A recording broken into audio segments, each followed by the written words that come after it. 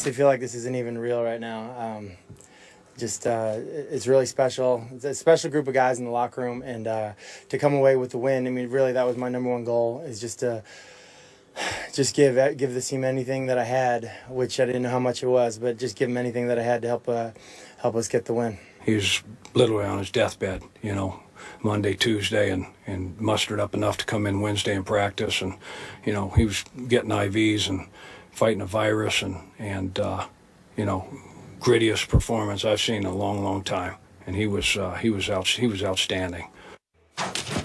Love it. The Hasselbacks are good people. Last night, a very sick Matthew Hasselback led the Colts to their third straight win, defeating the division rival Texans by 7 on the road in Houston. Stephen A., did you give up on your Super Bowl pick a little too early on those Colts? I don't think so. I just look at this team right now. They're obviously they've got talent on the squad. I was pleased to see how Frank Gore is running the football. I think he's finding his groove. He's finding the rhythm. I thought the offensive line was making enough holes for him. That was good. It was good to see Andre Johnson return to Houston and remind them that he still has a little bit left in him. There's no doubt about that. Matt Hasselback deserves a lot of credit. I'm still at a loss as to why Matt Hasselback, at 40 years of age, hospitalized for a day, receiving Lord knows how many IVs over the last few days from that bacterial infection. And he spent practically the last 3 or 4 days on the toilet before he ended up coming out there to play last night. I'm still flabbergasted to see how, he was able to get rid of the football and be virtually untouched throughout the entire evening with 2- and 3-step drops, getting rid of the football. But somehow that's not something that the Indianapolis Colts could manage to incorporate whenever Andrew Luck is behind center. Seems a bit odd to me that would happen. But I would tell you that the loss to me, even though I give the Indianapolis Colts, and particularly Matt Hasselbeck, a whole bunch of credit, because he really did do a good job. And I know his brother Tim, who works for this network, is incredibly proud of him as well. He should be. But I also look at the Houston Texans, and I just find myself thinking that they're a mess. I think, Skip, that if I joke around and call the Dallas Cowboys an accident waiting to happen, I think on a serious level, that is exactly how you can describe the Houston Texans. What can go wrong will go wrong. I look at the Houston Texans, Skip Bayless, and I can't believe what I'm seeing. This kid, DeAndre Hopkins, is a stud, put on a show last night. Arian Foster was upset he had to get taken out of the game because of concussion protocol. And obviously Ryan Mallett went out of the game with that shot to the ribs. But Brian Hoyer comes in, passes for over 300 yards, 312 to be exact. But with 2 minutes remaining, made one of the stupidest plays one could ever imagine a quarterback making. Nobody is open, but because he sees pressure coming from his right at the last minute, he throws a Hail Mary. It's a 3rd down, Skip. They still have a 4th down to go. It would have been for like 4th and 2. And he just throws the ball up there. Nobody open. And Mike Adams is sitting there waiting for it like it's a fair catch or a punt or something, because Brian Hoyer had no idea where he was throwing the football. It is these kind of mistakes that make him the backup that he is. He is a reserve. He will always be a reserve. But it is not because of his talent. He has the talent. It's because of the IQ that seemingly gets lost at key pivotal moments when it comes to him, combined with the fact that he's like a deer in headlights in certain big moments. Not over the course of lengthy moments, but I'm talking about a particular specific, minute moment in time that's very, very pivotal. You can't rely on this guy. He will mess up. That's what Brian Hoyer did. And I think that kind of mentality simply just drapes the Houston Texans franchise. It's got Bill O'Brien probably on depression medication, for crying out loud. He don't know what to do right now because of this guy. It's just a shame. It's Russian roulette at the quarterback position because nobody can step up in Houston. And I think that is what is demoralizing this franchise more than anybody else, because they know that no matter how hard they fight, somebody at the quarterback position is going to mess it up for them. And I think that kind of attitude has infected this franchise, and I think it contributes to losses similar to what took place last night. Okay, before I answer Molly's original question, quick thought on the earlier part of your soliloquy. For once, I thought your reporting and research was a little too detailed on the extent of Matt Hasselbeck's illness. I'll just leave that for the imagination. Now, on to your bigger picture point. I'm going to ask this half-kiddingly, but only half-kiddingly, about your Super Bowl predicted Indianapolis Colts, and now I respect the fact you have backed off your prediction, and you're not ready to remount the bandwagon. But I ask this half-kiddingly. Are you sure they haven't looked a little bit better with the backup quarterback instead of Andrew Luck in there? Because the backup quarterback, nearing 40 years of age, has turned the ball over 0 times in his 2 starts. 0 interceptions. Nothing last night on the road against a division rival, in a place that they were the underdogs last night, and they won their, record 16th straight division game. And yet, I like watching this team more when Andrew Luck isn't the turnover machine that he has been. Obviously, he's a supremely talented quarterback, and obviously, he is much more capable of creating explosive plays than Matt Hasselbeck is.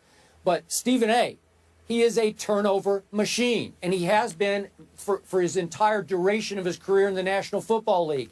He has not gotten any better. He has not cleaned up his act, Andrew Luck. So maybe it's been a good thing for him to stand on the sideline, pat everybody on the back as they come off the field, but to absorb the fact that the veteran quarterback is simply managing the game. And when it's time to make a big throw to kill the clock at the end of the game, as he did to T.Y. Hilton, you make one big throw that iced the game.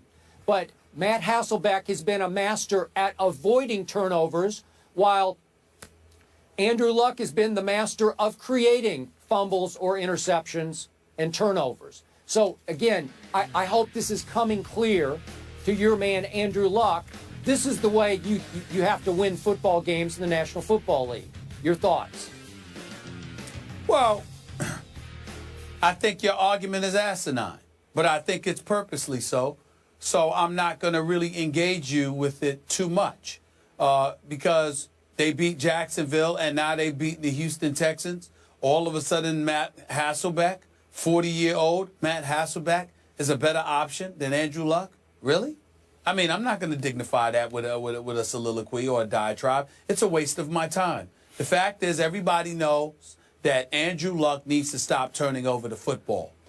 This isn't 3 years, over the last 3 years, where he was sacked 100 times, getting popped an additional 71 times, even after he got rid of the ball, putting himself on, or being under constant duress. The offensive line is a little bit better this year. The running game is a little bit better.